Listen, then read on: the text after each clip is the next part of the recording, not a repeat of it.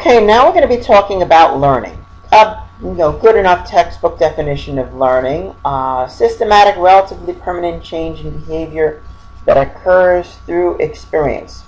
It's systematic, and then we're going to be talking about different types of learning, which essentially shows the way that learning works. The sequence of events that are involved in learning shows it's basically systematic. And it's relatively permanent in that, specifically when we talk about long-term memories, things that you've learned and you've stored in your long-term memory, it's basically permanent. And, when you've learned this behavior, and, essentially it's a behavior that you now, maybe have an increased tendency to do, it's relatively permanent. And you learn it through experience. So you're interacting with the environment, and through this interaction, you are learning, and we'll talk about the different ways in which we learn. The area of psychology that is called behaviorism really focuses the research on observable behaviors. Radical behaviorism, in particular, thinks that anything that's kind of going on between our ears is unimportant. It's really about what we can directly observe and directly measure in terms of studying human behavior. Now, basically, you could look at learning as two basic types of learning, non-associative learning and associative learning. Most of the research on learning focuses on the associative learning, but non-associative learning is also important. Non-associative learning, we're talking about change resulting from experiences with a single sensory cue. So, when you are interacting with a single stimulus from the environment, you might either habituate to that stimulus, which means that your response becomes weaker to it, or you might become sensitized to that stimulus, in which you have an increased response. So habituation and sensitization are two opposite processes, essentially, that occur when you are presented with a repeating stimulus. So once if you're exposed to a particular sound, and you hear the sound over and over again, you might habituate to it, kind of like sensory adaptation. You might not even notice it's there. But of course, you might also, on the other hand, you could also be sensitized to a stimulus. The sound repeating over to itself. It might actually, make your head hurt, make you particularly sensitive to that sound. Repeated over and over again. So that's essentially non-associative learning. Associative learning is where you're making connections between two or more stimuli or events. So you have, we're going to be talking about later, classical conditioning and operant conditioning. Classical conditioning is basically dealing with stimulus-stimulus learning, where you are making connections between two stimuli. With operant conditioning, you're tending to make a connection between a behavior and an event, a consequence that follows that. So let's look at stimulus-stimulus learning. You're associating one stimulus with another.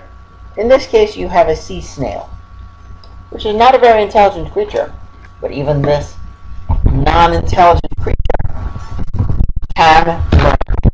Let's see how it learns. Research done with sea snails. They squirt it with water. Now, sea snail getting squirted with water, it's a common event in the life of a sea snail, so it wouldn't really have any reaction to being squirted with water. However, immediately after being squirted with water, the sea snail is given a painful shock on its tail. Well, when a sea snail gets a shock on its tail, it will react, it will flinch, and that's a normal reflexive reaction to a painful electric shock. So this is the event. Being shocked and flinching as a result of being shocked is not a learned event. It is just something the sea snail would naturally do. However, by associating it with the splash of water, now what happens is the next time the sea snail is splashed with water, it will now flinch. Automatically flinch now. And that is a learned response. Now remember, the sea snail is not very intelligent. It's not thinking. It is not saying, I believe that I will be shocked in a moment. No, it becomes kind of an automatic reaction once that association is made. It's done without thinking. It is kind of automatic. And that's stimulus learning. And this is also an illustration of classical conditioning. Well, sea snails are well and good. What about for human beings? Well, human beings learn this way all the time. We tend to associate one stimulus, lightning, with another stimulus, thunder. Thunder follows the lightning. So we see lightning, and then we might, a little child might be scared of the thunder. Lightning by itself may not be scary, may be pretty, but it's not necessarily scary. But the thunder, the sound of the thunder can be pretty scary. The house shakes or whatever, really loud. You might become scared from the thunder. And therefore, you learn to be frightened during those thunderstorms. And what happens is you learn, after seeing the lightning, you immediately are anticipating that you immediately kind of tense yourself up because all that loud thunder is coming.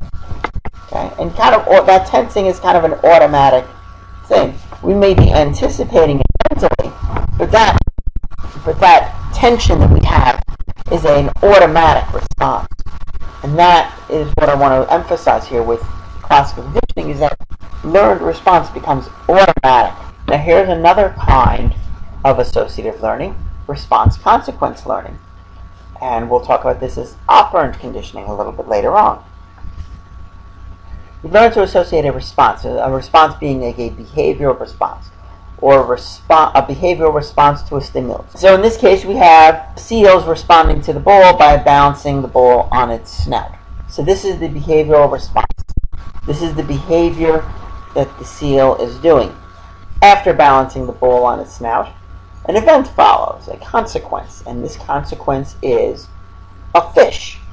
And this fish being put into the seal's mouth is an event that will be reinforcing. It'll be strengthened. It will strengthen the behavior of bouncing the ball. The fish is tasty. The seal enjoys eating the fish. So the behavior of eating the fish reinforces the behavior of bouncing the ball.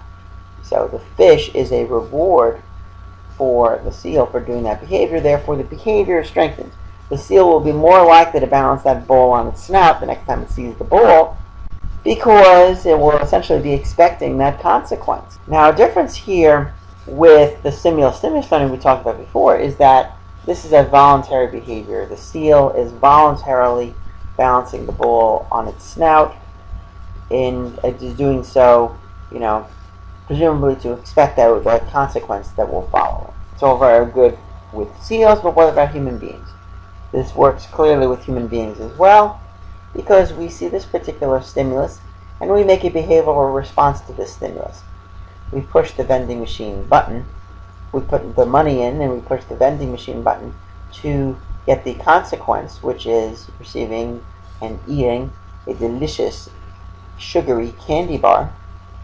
And the next time we come across this stimulus, we will repeat that behavior. And again, this is a voluntary, deliberate behavior that we are doing to go ahead and get that candy and do it again.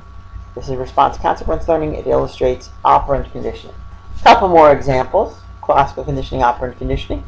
With classical conditioning, the child associates going to the doctor's office. A doctor's office is not anything to fear, but they associate that stimulus with getting a painful injection, which is painful and is fear-inducing.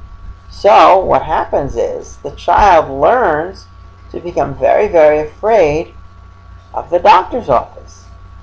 So when it's time to go to the doctor and the child freaks out, it is because the child is associating the doctor's office with the shot. It is a perfectly normal, classically conditioned response to the association between the doctor's office and the painful shot. With operant conditioning, again, we're talking about deliberate behavior here. The person is doing a behavioral response, in this case perhaps behavioral response to the swimming pool, jumping in and starting swimming, and basically the behavior of practicing and swimming and working hard leads, eventually will become associated with the consequences that follow of, of swimming well and getting an award.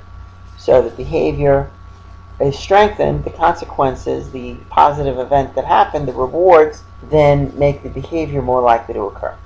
And again, we'll talk more about operant conditioning a little bit later on.